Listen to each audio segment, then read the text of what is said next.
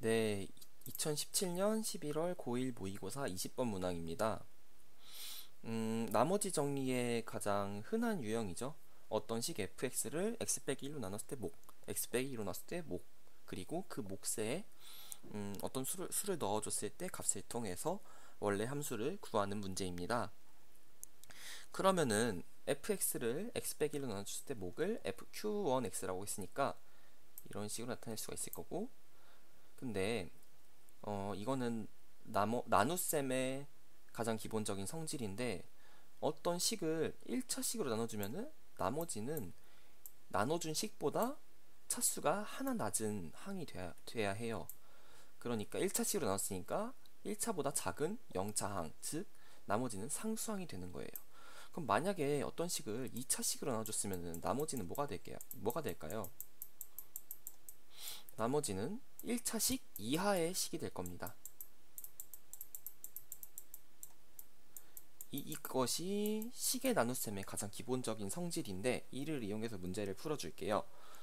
fx는 그러면은 x 빼기로 나눠줬을 때 나머지가 상수항이 되겠죠. k라고 해줄게요. 그리고 x 빼기 2로 나눠줬을 때도 나머지가 상수항이 될 거예요. l이라고 해줄게요.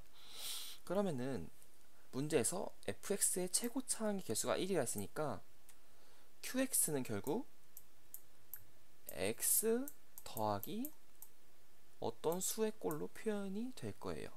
왜냐면은 이런 형식이 돼야지 전개를 했을 때 최고차항의 개수가 1이 되기 때문이죠. 그러니까 q1x를 x 더하기 알파, q2x를 x 더하기 베타라고 표현을 해봅시다. 그러면은 이 식을 이렇게 나타낼 수가 있겠죠. fx는 두 가지 방식으로 표현할 수가 있는데, 이 조건 1을 써서 한번 어떤 성질이 있는지 한번 봅시다.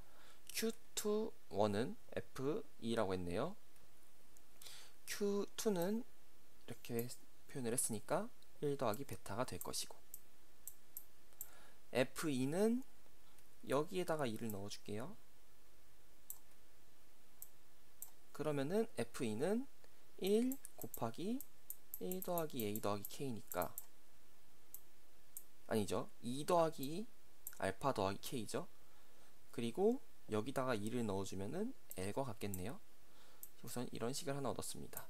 1번식이라고 하고, 그리고 이런 나머지 정리에서는 이 몫이 곱해진 이 항이 1이 되도록 x값을 넣어줘 보는 게 문제를 푸는데 도움이 많이 되는데, 그래서 f에다가 x에다가 1을 넣어주면은, 위에다가 1을 넣어주면은, 잘 안 보니까 잠시 지울게요. 1을 넣어주면은 여긴 0이 되고 k만 남겠죠. 그리고 아래다 1을 넣어주면은 마이너스 1 곱하기 1 더하기 베타가 되겠습니다. 그리고 l이 남겠죠. 그래서 이렇게 표현을 해줄 수가 있는데, 근데 아까 l이 뭐라 그랬죠? 1 더하기 베타네요. 그러니까 여기다 1 더하기 베타를 넣어주면 k는 뭐가 되죠? 0이 되네요. 그러면 문제가 훨씬 간단해지겠죠. 여기서 봤을 때 k가 0이 되니까 1 더하기 베타는 2 더하기 알파죠. 그러니까 알파와 베타에 대한 식 하나, 그리고 조건 나를 안 썼으니까 봅시다.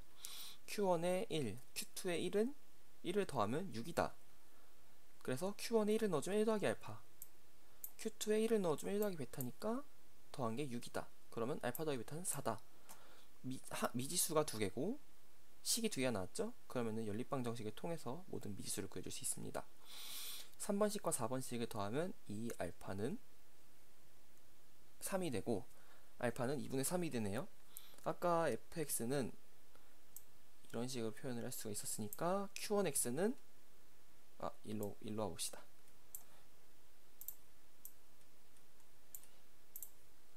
알파에 2분의 3, k에 0을 넣어주면 fx는 결국 이렇게 되겠죠.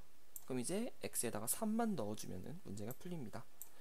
나머지 정리는 이런 식으로 주어진 나눠주는 수, 그리고 목, 그리고 나머지를 어떻게 표현하느냐, 어떻게 효과적으로 표현해서 문제를 푸느냐, 이게 핵심입니다. 다른 문제를 푸실 때도 이런 식으로 연습을 해보시면은 문제 푸는데 많은 도움이 될 겁니다.